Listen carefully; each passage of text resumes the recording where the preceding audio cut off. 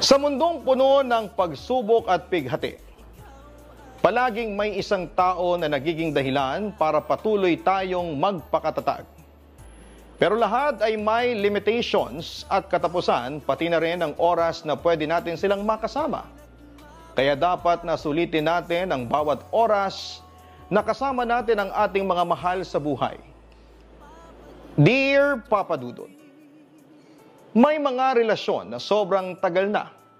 Minsan ay pinapalamig na lang ng panahon. Hanggang sa unti-unting hindi nyo na halos maramdaman ang unang dahilan kung bakit nagsimula ang relasyon ninyo. At tanging panghihinayang na lamang ang dahilan kung bakit nagpapatuloy ang lahat sa pagitan ninyong dalawa. Panghihinayang at responsibilidad na lamang ang tanging kinakapitan para pareho kayong hindi bumitaw sa lumalabo na relasyon. Hi Papa Dudut, ako nga pala si Manuela, isang online seller ng pabango. 32 years old na ako at nakatira dito sa Marikina. Papa Dudut, first boyfriend ko ang asawa kong si Joe. Pakiramdam ko nga ay siya talaga ang soulmate ko. Pareho kasi kami ng zodiac sign at magkasunod ang araw ng birthday namin, tapos ay marami ang nagsasabi na magkahawig na raw kaming dalawa.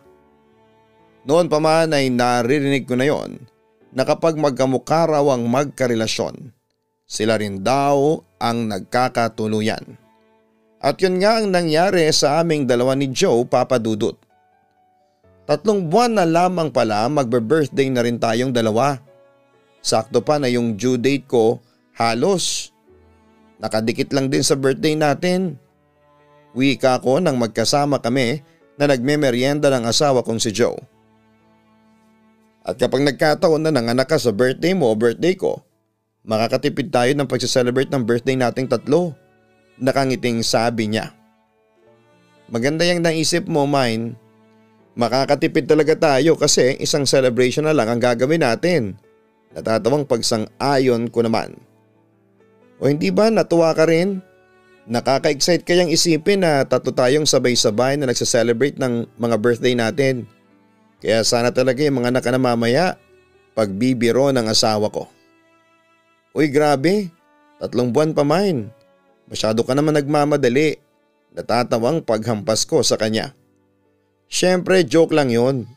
Excited lang talaga ako maging tatay kahit na noong una pa lang. Sobrang kinakabahan talaga ako nang sabihin ko na buntis ka. Baka kasi hindi ko maibigay sa iyo ang lahat ng kailangan mo at nang magiging anak natin. Wika ni Joe. Bakit parang bigla namang lumungkot yung boses mo? Alam mo Mine, mula noon hanggang ngayon wala akong pinagsisisihan na ikaw yung pinili kong mahalin. Lalo na dito sa pinagbubuntis ko. Kasi sigurado ako na hindi mo kami pababayaan ng magiging anak natin. Nakangiting sabi ko sa kanya. Basta tutuparin ko yung pangako ko na pagbubutihan ko sa trabaho para mabigyan ko kayo ng magandang buhay ng baby natin. Hi, kainin na nga natin tong buko pa yung dala ko at baka maiyak na ako sa pag-uusap nating to eh. Nakangiting anyaya niya sa akin. Papa Dudut, nasa 2nd year college ako at 3rd year naman si Joe nang mabuntis niya ako. Pero hindi siya nagdalawang isip na panagutan ako noon. Dahil nasa tamang edad na rin kaming dalawa ay nagkasundo ang mga magulang namin, pareho na ipakasal na kami sa isa't isa na hindi namin tinutulan pa. Pareho ring may kaya ang pamilya namin, gusto sana nilang magpatuloy muna sa pag-aaral si Joe. Pero siya na rin po ang nagdesisyon na huminto na lamang para magtrabaho. Kinuha naman kami ng malilipatang bahay ni na daddy na mura lang ang upa. At binigyan nila ako ng puhunan para makapagsimula ng online business ko na pabango. Si Joe naman ay nakapasok din kaagad ng trabaho sa isang insurance company. Naging maayos ang unang mga buwan ng pagsasama namin bilang mag-asawa. Kahit nakabukod na kaming dalawa, sa mga magulang namin, inaalalayan pa rin nila kami. Kaya hindi kami gaanong nahihirapan sa buhay. Hanggang sa maipanganak na nga namin ang anak ko sa mismong kaarawan ko. Iba pala talaga kapag may anak ka na, Papa Dudut. Kasi parang doon pa lang talaga nag-uumpisa na naramdaman namin ni Joe na kailangan na naming maging totoong responsable sa mga bawat kilos namin. Noong umpisa ay magaan pa kahit papaano ang lahat sa aming tatlo ni Joe at ng anak naming si Maricel. Kaya lang habang lumalaki si Maricel at lumalaki din ang mga gastusin, doon na nga nagumpisa ang mga pagtatalo namin ng asawa ko. Tungkol sa mga gastusin, gawaing bahay, oras para kay Maricel at kung ano-ano pang bagay na minsan ay parang wala na masyadong sense na pagtalunan pa, Papa Dudut. I love you, Mommy, Daddy. Salamat po sa mga gift ninyo sa akin ngayong birthday ko. Payakap nga po sa inyo. Malambing na wika ni Maricel. Kasunod ang pagyakap niya sa amin ni Joe. We love you din, Maricel. Tugon namin sa kanya. Kakatapos lang namin na mag-celebrate ng birthday naming tatlo at nagpaalam na noon si Maricel na magpapalit ng damit niya sa kwarto. Mabuti naman at umabot ka pa sa birthday celebration ng anak natin. Inis na wika ko kay Joe habang nagliligpit ng mga kalat sa kusina. Akala ko ba tapos na tayo sa topic na yan? Nagsorry lang ako kanina, hindi ba? Hindi ko naman ginusto na medyo gabihin ang uwi, ang sabi pa ni Joe. Anong medyo gabihin? Alam mo ba kung anong oras ka na nakauwi dito sa bahay natin? Halos mag-aalas 9 na. Gusto ko na ngang mauna kaming kumain ni Maricel para hindi siya mapuyat.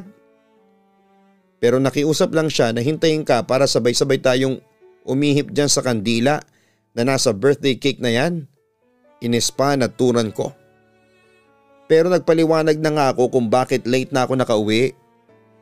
Masyadong mababa ang benta ng team namin kaya pare-pareho kaming kailangan na mag-overtime. Paliwanag naman ni Joe. Overtime. Wala na ako ibang narinig mula sa iyo kundi ang lecheng overtime mo. Panunumbat ko sa kanya. Doon na kami nagsimulang magtalo hanggang sa hindi namin napansin na napapalakas na ang boses naming dalawa. Mommy, Daddy, nag-aaway po ba kayo? Galit po ba kayo na hinintay natin kumain si Daddy? Naiiyak na tanong ni Maricel nang malingunan namin siya ni Joe. Siyempre hindi. Masaya nga ako na sabay-sabay tayong nakapag-blow ng birthday candle na lagi nating ginagawa. Kaagad namang sagot ko. Maricel, hindi talaga kami nag-aaway ng mami mo. May pinagkatalunan lang kami pero maliit na bagay lang yon. Bakit pala hindi ka pa nagpapalit ang damit mo? Tanong naman ni Joe. Hindi ko po kasi makita yung paborito kong pantulog. Tugon naman ni Maricel. O sige, ako na maghahanap nun, halika na. Bumalik ka tayo sa kwarto mo. Wika ko. Papadudot mo lang nga nang ma-promote sa trabaho si Joe ay nabawasan talaga ang oras niya para sa amin ni Maricel. Palagi siyang naka-overtime at nakikipag-unahan na makakota sa iba't ibang supervisor ng opisina nila. Gusto niya kasing magpakitang gila sa ibang boss nila at ipakita na deserve niya ang promotion na natatanggap niya. Ayun nga lang ay kami naman ni Maricel ang naapektuhan ng dahil doon. Dahil maraming bagay na siyang nakakalimutan na tungkol sa aming dalawa. Hindi rin naman siya nakakasabay kumain ng hapunan at hindi na kami nakapamamasyal na magkakasamang tatlo. Nang ma-promote din sa trabaho ay kumuha siya ng hulugan na bahay na kaagad naming nalipatan, Papadudot. Kaya dumagdag yon sa mga gastusin namin. Pareho kaming nagdoble kayod sa trabaho. Lumalaki na rin kasi talaga ang mga gastusin namin para kay Maricel. Pero ginawa ko ang lahat para maging responsable pa rin na ilaw ng tahanan. Bagay na hindi nasabayan ng asawa ko. Masyado siyang nag-focus sa trabaho niya na madalas ay dinadala niya hanggang sa bahay namin. Wala na nga siyang oras para kay Maricel. Madalas pang mainit ang ulo niya, Papadudot. Papadudot, sinubukan ko namang intindihin ang sitwasyon ng asawa kong si Joe. Nakita ko kasi na nahihirapan talaga siya sa bagong posisyon niya sa trabaho niya. Kaya lang ay masyado na talaga siyang nilalamon ng trabaho niya. Kahit 2 taon na siya noon na supervisor, lalo lang lumalala ang ugali niya na pagiging workaholic. Kaya naman mas lalo ring lumala ang pagtatalo naming mag-asawa. Papadudot hindi nagtagal ay nag-decide na kami ni Joe na maghiwalay na lamang. Ang dahilan namin ay hindi lang ang tungkol sa pagiging workaholic niya. Mas dumami ang bagay na pinagtatalunan naming dalawa. Simpleng ulam lang sa lamesa ay nagsisigawan na kami. Makalimutan niya lang na magbayad ng bill ng tubig at kuryente ay galit na kaagad ako sa kanya. Hindi ko lang nalabhan ang isusot niyang pantalon na sisigawan na niya ako kaagad. Marami pa kaming bagay na hindi na pagkasunduan, Papadudot. At lahat yon ay maliit na bagay lang talaga na para bang kami na rin lang ang nagpapalaki ni Joe. Kaya naman humantong talaga sa paghihiwalay ang desisyon namin. Si Joe ang umalis sa bahay namin pero patuloy siya sa pagbibigay ng financial support para kay Maricel. Tinulungan naman ako ng parents ko na ipagpatuloy ang paghuhulog sa bahay na tinitirhan namin ni Maricel. At dahil matalinong bata, ang anak ko ay naiintindihan naman niya ang nangyayaring paghihiwalay namin ng daddy niya. Ayun nga lang ay habang tumatagal ay unti-unti rin siyang nahihirapan dahil ang kinalakhan niyang masayang pamilya ay bigla na lamang nawasak, Papadudot. Malapit na ang birthday mo anak, anong gusto mong regalo at ibibigay ko sa iyo? Nakangiting sabi ko kay Maricel. Talaga po, kahit ano pong hilingin ko ibibigay ninyo? Tanong naman niya. Oo naman, basta kaya kong bilhin, tugon ko. Hindi niyo naman po kailangan gumastos ng regalo na gusto ko. Mami, yung gusto ko po sanang regalo sa birthday ko ay yung makapag-celebrate po ulit tayong tatlo ni Daddy nang magkakasama kagaya ng dati. Nung isang taon po kasi si Daddy ang kasama ko ng birthday niya sa apartment niya. Tapos nung birthday po natin, tayong dalawa na lang po ang magkasama dito sa bahay. Wika ni Maricel. Saglit akong natahimik at napabuntong hininga dahil sa sinabi niya. Maricel, naiintindihan mo naman siguro yung sitwasyon natin ngayon. Pati na rin yung tungkol sa amin ng daddy mo. Wika ko. Opo mami, pero baka po pwedeng mapagbigyan niyo ako na makapag-celebrate ulit tayong tatlo. Nang magkakasama sa birthday natin. Yung sabay-sabay po tayong magbo-blow sa candle ng birthday cake natin. At yayakapin niyo po ako ng mahigpit pagkatapos noon. Pakiusap pa ng anak ko. Sa totoo lang anak hindi kasi ako sigurado sa magiging schedule ng daddy mo. Baka hindi rin siya pwede sa araw mismo ng birthday natin, tugon ko. Ganun po ba? Miss ko na po kasi talaga yung pag-celebrate nating tatlo ng magkakasama. Miss ko na po yung mga oras na palagi tayong namamasyal. Kaya sana po ay mapagbigyan niyo ako sa hiling ko na ito. Kasi yun lang po talaga ang… Aray? Hindi na naituloy pa ni Maricel ang gustong sabihin dahil bigla siyang napahawak sa ulo niya. Sinabi niya na napakasakit daw ng ulo niya at hindi raw niya maintindihan ang sakit. Ikukuha ko na sana siya ng tubig kaya lang ay bigla na siyang nawala ng malay. Papadudot, sobrang nataranta talaga ako nang bigla na lamang mahimatay si Maricel. Na agad kong nasalo nang matumba siya mula sa kinakaupuan niya. Ilang beses ko pang tinapik-tapik ang pisngi niya pero hindi kaagad siya nagkaroon ng malay. Dahil wala naman akong kotse ay kaagad ako humingi ng tulong sa mga kapitbahay namin para madala sa ospital ang anak ko at mabilis ding nakarating doon si Joe nang tawagan ko siya. Nung una'y sinabi ng doktor na anemic ang anak namin pero may mga test para sila na kailangan gawin. At pagkalipas nga ng ilang araw ay napahagulhol na lamang ako nang malaman namin ang resulta ng mga test na yon. Mayroong stage 3 leukemia ang anak namin na si Maricel. Bago tayo magpatuloy ngayong araw na ito ay gusto ko lamang pong i-invite kayong lahat na mag-subscribe sa ating YouTube channel. Napansin po ng inyong si Papadudot sa analytics ng YouTube na majority po ng mga nakikinig ay hindi pa nakasubscribe. Huwag niyo pong kalimutan na pindutin ang subscribe button. Sa ating pagpapatuloy. Papadudot, sinabi ko sa mga doktor na gawin nila ang lahat para gumaling ang anak namin ni Joe. Kaya sinimula na kaagad ang mga therapy na kailangan para sa kanya. Pero mabilis na raw na kumakalat ang cancer cells sa iba't ibang bahagi ng katawan ni Maricel at doon na nga nagsimulang manghina ang anak namin. Nakita ko pa rin na pilit niya yung nilalabanan. Nakita ko rin na para bang nagkaroon siya ng lakas nang sabihin namin sa kanya ni Joe. Natuto pa rin namin ang birthday wish niya. Na mag-celebrate kaming tatlo ng birthday ng magkakasama. Pinakita at pinaramdam niya sa amin na parang wala siyang sakit, Papa Dudut.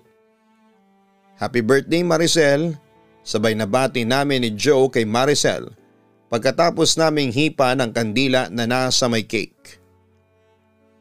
Happy birthday din po Mami and Daddy. Salamat po sa pagtupad ng birthday wish ko. Sobrang saya ko po na magkakasama ulit tayong tatlo ngayon, ang wika ni Maricel. Siyempre hindi namin pwedeng hindi to pa rin ang birthday wish mo. Nang nag-iisang baby namin, ang wika naman ni Joe. Maricel, i-slice mo na tong cake para makakain ka na rin, wika ko. Mami, pwede po bang bukas na lang ako kumain ng cake? Ang sarap po kasi ng niluto ninyong carbonara, kaya naparami ang kain ko kanina. Nabusog po tuloy kaagad ako, nakangiting request ni Maricel. Sige ayos lang anak, itatabi ko na lang muna sa ref natin tong cake mo. Tugon ko. Salamat po, gusto ko na rin pong magpahinga kasi medyo inaantok na rin po ako. Paalam naman niya bago pumasok sa loob ng kwarto. Naiwan kami ni Joe na magkasamang nagliligpit ng mga kalat sa kusina. Baka pala hindi ako makasama sa chemotherapy ni Maricel sa Sabado ha. May meeting kasi ako sa isang malaking prospect namin na kliyente. Hindi ko pwedeng ipagkatiwala ang meeting na yon sa mga agent ko kasi nga malaking tao yun. Wika pa ni Joe. Paano naman ang anak natin? Sa akin mo na lang ba talaga siya iaasa? Ay nako, bakit ba kailangan ko pang itanong yon? Kahit naman nung wala pang sakit si Maricel ako na lang halos ang nag-aasikaso sa kanya. Naiinis na turan ko. Para namang sinabi mo naging walang kwenta kong tatay sa kanya. Kaya ko lang naman hindi mabitawan ang meeting na yon dahil malaking incentive ang makukuha ko doon at magagamit natin yon sa panggastos para sa therapy at gamot ni Maricel. Inistaring sabi pa ni Joe. Hindi mo kasi talaga naiintindihan ang point dito Joe. Hindi lang pera ang kailangan sa'yo ng anak natin. Presensya mo. Presensya mo bilang tatay niya. Matigas na sabi ko. Eto na naman tayo Manuela. Ako na naman ang masama at ikaw na naman ang dakilang nanay. Panunumbat niya. Mami, Daddy, nag-aaway na naman po ba kayo? Boses yun ni Maricel na nakatayo hindi kalayuan mula sa amin. Maricel? Anak? Hindi kami nag-aaway ng daddy mo. Tugon ko naman. Tama ang mami mo, nag-uusap lang kami. Dagdag pa ni Joe. Bakit po ba palagi na lang kayo nag-aaway? Dapat po ba hindi ko na lang hiniling na magkasama tayo ngayong birthday natin? Gusto ko lang naman po ng masayang birthday celebration. Gusto ko lang po na makasama kayong dalawa. Sobrang hirap po ba talagang ibigay yon sa akin? Sana po hindi nyo na lang pinilit na magkasama-sama tayo ngayon. Kung mag-aaway lang din po pala kayo ulit. Pag-iyak ng anak namin bago siya muling bumalik sa kwarto niya. Papadudot ilang minuto ring nagkulong si Maricel sa kwarto niya at umiyak bago niya kami pinagbuksan ni Joe ng pintuan. Pareho naman kami nagsorry sa kanya ni Joe at alam kasi namin na nasira namin ang dapat sana ay masayang birthday celebration naming tatlo. Nangako kami sa kanya na mamamasyal kami kinabukasan at hindi na muli pang mag-aaway. At dahil talaga mabait na bata si Maricel ay tinanggap naman niya ang sorry namin basta raw tutuparin namin ang pangako naming pamamasyal kinabukasan. Hindi ko na rin talaga maintindihan kung bakit gano'n na lamang kadali para sa amin ni Joe ang mag-away at magsigawan ng mga panahong yon. Papadudot. Magsisimula sa simpleng pagtatalo na mauuwi sa walang katapusan na sumbatan. Para bang hindi na kami pwedeng magsama ng matagal sa isang lugar nang hindi kami nagsisigawan. Kahit may usapan kami ng araw na yon, naiiwasan naming magtalo ay nauwi pa rin sa sumbatan ang lahat sa aming dalawa. Mali yata talaga ako nang akala noong umpisa. Hindi talaga kami compatible ni Joe at hindi rin kami ang para sa isa't isa, Papa Dudut. Papa Dudut, nagpatuloy ang pamamasyal naming tatlo ni Joe at Maricel. At ng araw na yun ay tinupad namin ni Joe ang pangako namin na hindi kami mag-aaway. Hindi na lamang kami masyadong nagkikibuan para maiwasan namin na magtalo dahil ultimo sa kung saan kami kakain at mamamasyal ay muntik pa naming pag-awayan. Kung hindi pa nga nagsuggest si Maricel na mga gusto niyang puntahan, hindi kami mahihinto ni Joe sa nag-uumpisa naming pagtatalo. Pero sa buong araw na magkakasama kami ay nakita ko na nag-enjoy si Maricel at kung gaano siya kasaya. Naramdaman ko na sobrang na-miss niya talaga ang pamamasyal naming tatlo sa mga paborito niyang lugar at kainan. Papa Dudut, natuloy ang mga therapy ni Maricel at nakita ko kung paano siya naging matapang, nalabanan ang sakit na meron siya kahit gaano siya nasaktan sa mga tinuturok sa kanyang gamot. Pinipigilan niya ang sarili niya na maiyak. Palagi rin siyang nakangiti kahit nanghihina siya pagkatapos ng therapy. At yung pagiging matatag at matapang ng anak ko ay sinabayan ko ng araw-araw na pagdarasal sa Poong May Kapal na sana'y malampasan namin ang napakalaking pagsubok na yon. Na sana'y ibigay na lamang niya sa amin ni Maricel. Na sana'y pagalingin niya ang anak ko. Na sana'y makasama pa namin siya ng mas mahaba pang panahon. Kaya lang ay bigo ako, Papa Dudut, dahil pagkalipas ng halos 1 taon ay sinabi ng doktor na umakyat na sa stage 4 ang cancer ni Maricel at binigyan na rin ng taning ang buhay niya. Hindi ko yun natanggap at patuloy akong nananalig noon na gagaling ang anak ko, na magkakaroon ng himala at sasabihin ng doktor na wala ng cancer ang anak ko, Papa Dudut. Mami, pwede po ba akong mag-request sa inyo? Tanong ni Maricel. Nakahiga siya noon sa kama niya sa loob ng kwarto sa isang ospital. Payat na siya, namumutla ang mga labi at balat. Pero may sigla pa rin ang kanyang mga ngiti at mata. Ano yun? Ibibigay ko kahit ano pa yan, basta para sa pinakamamahal kong anak. Tanong ko. Mami, alam ko pong mahirap pero sana po kapag nawala na ako ay huwag po kayong masyadong iiyak. Tugon pa ni Maricel. Bakit po ba sinasabi yan? Alam mo naman na hindi yan mangyayari, hindi ba? Gagaling ka. Maricel, mabait kang bata at malakas. Kaya mawawala rin ang sakit mo. Yun ang isipin mo, okay? Wika ko. Gumaling man po ako o hindi, gusto ko po na palagi kayong nakangiti. Pwede niyo po bang gawin yon para sa akin? Pakiusap pa niya. Siyempre naman, gagawin ko yon para sa iyo. Sa oras na ngingiti itong mga labi ko, ibig sabihin nun na ikaw ang nasa isipan ko, anak. Kaya magpalakas ka pa lalo ha, para palaging umiti si Mami. Maricel, 2 buwan na lang at birthday na natin. Magsa-celebrate pa tayo, hindi ba? Tayong tatlo ng daddy mo sa bahay natin at promise, gagawin naming pinakamasayang birthday celebration natin to. Tugon ko. Okay lang naman po kahit na hindi tayo mag-celebrate eh. Ang mahalaga lang naman po sa akin na yung magkakasama tayo ni daddy. Mami, sorry po kung nagagalit ako sa inyo ni daddy kapag nag-aaway kayo ha. Sorry po kung naging pasaway akong anak sa inyo. Naiiyak na sabi ng anak ko. Dahilan yon para maiyak na rin ako. Hindi mo kailangang mag-sorry kasi naging napakabait mong anak sa amin ang daddy mo. Ang sabi ko naman sa kanya. Kayo rin po ni daddy, naging napakabait niyo po sa akin. Kaya paulit-ulit po ako nagpapasalamat na kayo ang ibinigay sa akin ni Lord. Mami, gusto ko na po ulit matulog. Ang wika pa ni Maricel. Iniayos ko na siya ng higa bago ako lumabas ng kwarto. Hindi ko na kasi mapigilan ang mga luha ko. At doon ay tuluyan ako naiyak talaga.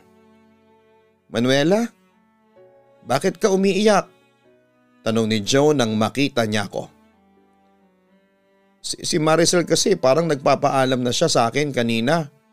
Tugon ko habang nagpupunas ng luha. Malakas pa ang anak natin. Alam ko na makakasama pa natin siya ng mas matagal. Pagpapalakas ni Joe ng loob ko. Joe, hindi ko kayang mawala ang anak natin. Hindi ko kayang mawala si Maricel sa akin. Hindi ko kaya. Tuluyan ko ng pag-iyak sa kanya. Magpakatatag ka lang, Manuela. Kailangan nating kayanin to lalo na ngayon. Hindi tayong pwedeng makita ni Maricel na pinanghihinaan ng loob. Kailangan niya tayong dalawa ngayon, kaya please. Alam ko na mahirap pero kailangan nating tatagan ang loob natin para kay Maricel. Wika pa ni Joe. Papadudot pakiramdam ko noon ay pinaparusahan kami ni Joe ng puong may kapal. Dahil pareho kaming hindi naging mabuting asawa sa isa't isa. Hindi namin natupad ang pangakong binitawan namin sa harap ng altar. At hindi namin nagampanan ng maayos ang tungkulin namin bilang isang magulang kay Maricel. Kaya bilang kaparusahan ay tinakda niya na kunin ng maaga ang anak namin. Alam ko na mali ang bagay na tumatakbo noon sa isipan ko pero hindi ko yon mapigilan talaga. Ang naisip ko rin noon, Papa Dudut, ay bakit naman kailangan na si Maricel pa ang makaranas ng ganong klase ng sakit? Bakit kailangan na siya ang magkaroon ng malubhang karamdaman? Bakit hindi na lamang ako? Kasi handa naman akong akuin ang lahat. Huwag lamang masaktan ang anak namin ni Joe. Mas mababawasan siguro ang kirot na nararamdaman ko noon kung sakaling hindi ko nakikitang naghihirap ang anak ko. Kaya lang ay hindi sa akin binigay ang sakit na yon. Hindi ako yung tinaningan ng doktor na mawawala na sa mundong ito. Kung kaya ko lamang akuin ang sakit na kanyang nararamdaman ay nagawa ko na. Bilang isang magulang, yon ang kahilingan na gusto kong mangyari. Ang ako na lamang ang mahirapan ng mga panahong yon, Papa Dudut. Alam ko na maraming mga nakikinig ngayon ang nakaka-relate sa sinasabi ko. Bilang isang magulang ay nanaisip mo na sa'yo na lamang mapunta ang sakit at paghihirap. Huwag lamang maranasan ng iyong anak. Hanggang sa dumating nga ang araw na kinakatakutan ko. Ang pagpanaw ni Maricel. Isang buwan bago ang susunod naming birthday. Sobrang sakit noon kasi umasa pa ako na muli kaming magkakasama sa araw ng birthday namin. Nangako ako sa kanya na isang napakasayang birthday celebration ang mangyayari. Magluluto ako ng paborito niyang pagkain, bibigyan ko siya ng maraming regalo at ihipan namin ng sabay ang kandila sa paborito niyang birthday cake. Isang pangako yon na tinupad ko pa rin. Kahit ako na lang ang mag-isa sa bahay. Pero hindi ko inaasahan na darating noon si Joe sa bahay na may dalang pagkain. Ayaw ko na sana siyang papasukin pero nakiusap siya na mag-celebrate kami ng magkakasama ng birthday ng anak namin. Anong ginagawa mo? Hindi mo na kailangan gawin yan, Joe. Wika ko nang makita kong sinisindihan ni Joe ang kandila na nasa cake. Hindi kumpleto ang birthday celebration na to kung hindi natin sabay nahihipan ang kandila na to na nandito sa ibabaw ng cake. Tugon niya. Pero wala na nga si Maricel. Hindi mo ba talaga naiintindihan? Wala nang dahilan para sindihan mo pa ang kandila na yan dahil wala na rin ang anak ko para hipan yan, Joe. Anak natin, Manuela. Pareho nating anak si Maricel kaya pareho tayong nawalan dito. Huwag mo naman sanang solohin ang sakit. Ako naman kasi talaga yung may kasalanan eh. Dapat nung una pa lang ay napansin ko na kagad yung pagiging matamlay at napansin ko na kaagad na nagiging sakitin na siya. Nakala ko'y normal lang para sa edad niya. Dapat nakita ko kaagad yung mga pasa sa katawan niya. Dapat hindi ko siya pinabayaan at kung ginawa ko lang yung tungkulin ko bilang nanay niya, siguro hindi siya nawala sa atin. Kaya kasalanan ko to, Joe. Kasalanan ko kung bakit nawala ang anak natin. Paninisi ko sa sarili ko. May kasalanan din ako. Kasi nawala na ako ng oras para sa inyong dalawa. Alam ko naman, Manuela, na ako talaga ang punot dulo kung bakit tayo naghiwalay. Dahil hinayaan ko na sirain ang trabaho ko ang pamilya natin. Nagpalamon ako sa karir at pera ko. Pero kahit na ano palang pagsusumikap ang gawin ko sa trabaho, hindi rin noon maibibigay ang totoong kaligayahan ko. Kasi hindi nailigtas ng perang pinagpaguran ko ang buhay ng anak natin. Naluluhan ang sabi pa ni Joe. Natahimik na ako noon habang pinagmamasdan siya. Kita ko sa mukha niya ang paghihirap niya lalo na ang pagsisising nararamdaman niya. Hindi ko lang pinapakita pero palagi kong sinisisi ang sarili ko. Tama ka naman eh. Napakagago ko kasi wala nang ibang naging importante sa akin kung hindi ang trabaho ko. Manuela, I'm sorry. Sorry kung hindi ko nagampanan ang papel ko sa pamilya na ito. Sorry kung napabayaan ko kayo ng anak natin. Pero please, hayaan mo akong bumawi sa'yo. Hindi pa naman huli ang lahat, hindi ba? Hindi pa huli para muli nating maayos ang lahat ng gustot natin. At alam ko na eto rin ang gusto ni Maricel na mangyari. Ang magkaayos tayo at ang pamilya na ito, dagdag pa ni Joe.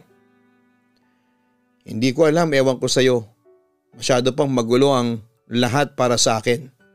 Sa totoo lang ay hindi ko kasi alam kung paano mag-uumpisa ulit. Hindi ko alam kung paano ko tatanggapin na wala na si Manuela sa buhay ko.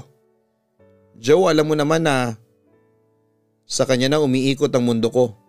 At ngayon na wala na siya, hindi ko na alam kung paano magsisimula ulit. Hindi ko alam kung paano bibigyan ng dahilan ng sarili ko para magpatuloy sa buhay na ito. Basta ang alam ko lang ay sobrang sakit. Sobrang sakit dito. Ang sakit-sakit kasi kahit kailan ay hindi ko na makikita at mayayakap pa ang anak natin. Tugon ko kasunod ang muling pagluha ng mga mata ko. Papa Dudut, hindi ko talaga alam kung paano muling magsisimula nang hindi nakasama ang anak kong si Maricel. Sa lumipas na halos 12 taon sa kanya ko na pinaikot ang mundo ko. Mula sa pagising sa umaga hanggang sa pagtulog sa gabi. Kaya hirap na hirap ako na patakbuhin ang oras ko nang wala na siya sa buhay ko at sa bahay. Halos hindi ko na rin natututukan pa ang online business ko. Madalas ding nasa bahay ang mga magulang ko pero tinataboy ko lamang sila at sinasabi ko na kaya ko ang sarili ko. Sila ang tumutulong sa akin noon para sa mga bayarin ko na napabayaan ko na. Pinayuhan din nila ako na mas mabuti raw kung ibenta ko na lamang ang bahay na tinitirhan ko para mabilis ako makapag-move on. Bagay na hindi ko sinang-ayunan. Dahil nasa bahay na yon ang ilan sa mga pinakamagagandang alaala namin na magkasama ng anak ko. Gabi-gabi at araw-araw akong umiiyak sa iba't ibang sulok ng bahay namin, Papa Dudut. Nandun ako palagi sa kwarto ni Maricel at madalas na tinititigan ang mga gamit niya, pati na ang mga drawings niya. Minsan din ay niyayakap ko ang mga damit niya o kaya naman ang unan niya sa kama. At kapag naaamoy ko siya o kaya ay umiihip ang malamig na hangin, nararamdaman ko na parang nandun lamang siya at nakayakap sa akin. Hirap na hirap talaga akong magsimula ulit, Papa Dudut. Hirap akong makita ang bukas nang hindi ko siya kasama. Sa anak kong si Maricel tumakbo ang oras ko at umikot ang mundo ko. Paano pa ako magpapatuloy kung pakiramdam ko ay nag-iisa na lamang ako? Isang linggo ang lumipas nang sinimulan akong dalaw-dalawin sa bahay ni Joe, Papa Dudut. Nung una'y tinataboy ko pa siya at sinasabi ko sa kanya na hindi ko siya kailangan sa buhay ko. Wala akong ibang kailangan sa buhay ko kung hindi ang anak ko lamang. Umalis din siya sa bahay pero muling bumabalik. Paulit-ulit ko siyang tinataboy pero hindi niya ako sinukuan. Sinabi niya na palagi lamang siyang nandyan para sa akin. Sila na mga taong nagmamahal sa akin. Sinabi niya rin na kailangan kong magpakatatag hindi lamang para sa sarili ko, kung hindi para na rin kay Maricel. Sigurado raw siya na nalulungkot ang anak namin kasi nakikita niya akong patuloy na nahihirapan sa pagkawala niya. Hanggang sa hindi ko na nga napigilan ng sarili ko na maiyak sa kanya. Tama naman kasi si Joe sa lahat ng sinabi niya. Mas lalo ko lamang pinapahirapan ang anak namin na si Maricel kung patuloy akong magkukulong sa kalungkutan.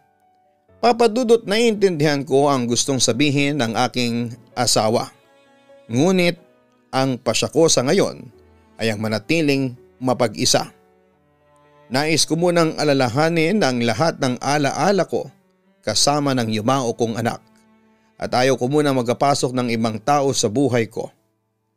Hayaan nilang magdalamhati ako sa nararamdaman kong kalungkutan. Kung kayo po ang tatanungin, ano po ba ang dapat kong maging desisyon sa buhay ko?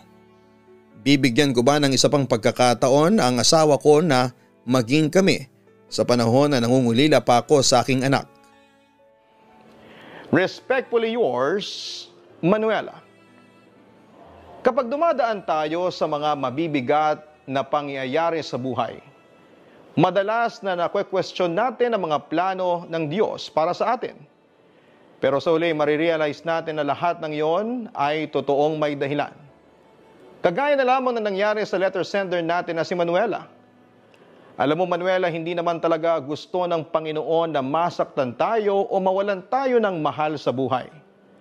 Sadyang may sarili lamang siyang plano kung paano pupunan, kung ano ang nawala sa atin na naging dahilan kung bakit tayo nasasaktan.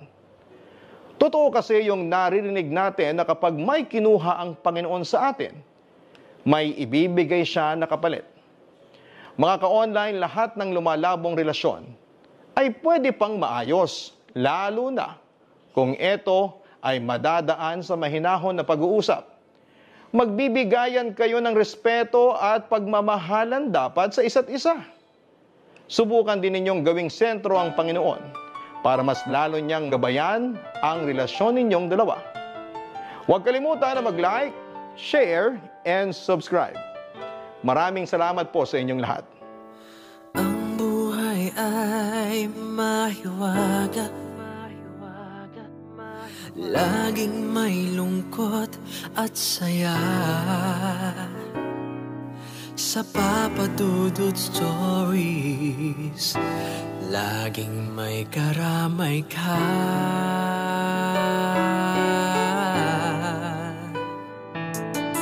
Mga problemang kay bigat, dito ay pakikinggan ka. Sa Papa Dudut Stories, kami ay iyong kasama. Dito sa Papa Dudut Stories, ikaw ay hindi nag-iisa.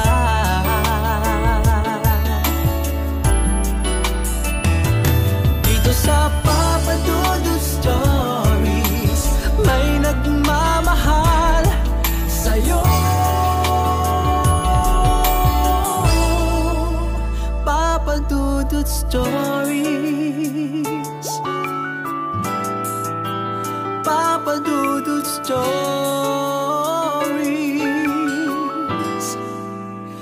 Papa Dudut Stories.